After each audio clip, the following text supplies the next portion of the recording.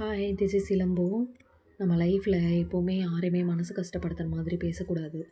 ஏன்னா, நம்ம வந்து அவங்கள கஷ்டப்படுத்தி நம்ம பேசிட்டா, அவங்க எவ்வளோ ஹர்ட் ஆவாங்க, அவங்க நம்மள பேசியிருந்தாங்கன்னா, நம்ம எவ்வளோ ஹர்ட் ஆவோம் அப்படின்றத யோசிச்சு தான் நம்ம எப்போவுமே பேசணும்.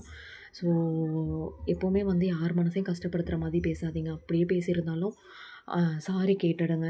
உங்கள் மேலே தப்பு இல்லைன்னாலும் இருந்தாலும் சாரி கேட்டுருங்க. அந்த மாதிரி நம்ம சாரி கேட்டாலும் ஒண்ணும் நம்ம வந்து குறைஞ்சு போறதில்ல.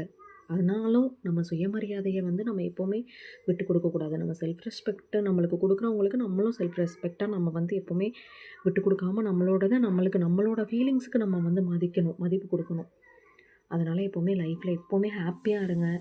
எதுவுமே வந்துட்டு ஹர்ட் பண்ற மாதிரி யார்கிட்டயும் நடந்துக்காதீங்க, பேசாதீங்க. ஓகே. இப்போ வந்து மஷ்ரூம் பிரியாணி எப்படி செய்யலான்றத பார்க்கலாம். மஷ்ரூம் பிரியாணி எப்படி செய்கிறதான்றத பார்க்கலாம்.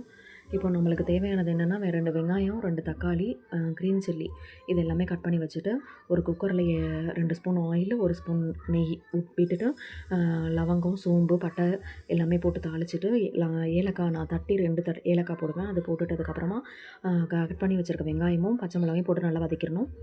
அதுக்கப்புறமா மின்ட் இருக்குல்ல, அதை நான் கொஞ்சம் வெங்காயம் தக்காளிலாம் போட்டு அரைச்சு அதை வந்து எடுத்து வச்சுப்பேன். அதுவும் கொஞ்சம் போட்டு அந்த வெ ம ஏன்னா இவங்க எல்லாருமே என் பசங்க எல்லாமே கீழ தூக்கி போட்டுருவாங்க. அதனால அது எல்லாமே அரைச்சு போட்டுருவேன்.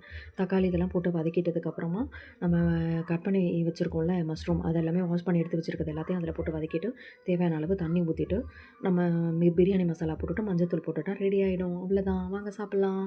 பாய். நெக்ஸ்ட் வீடியோல பார்க்கலாம்.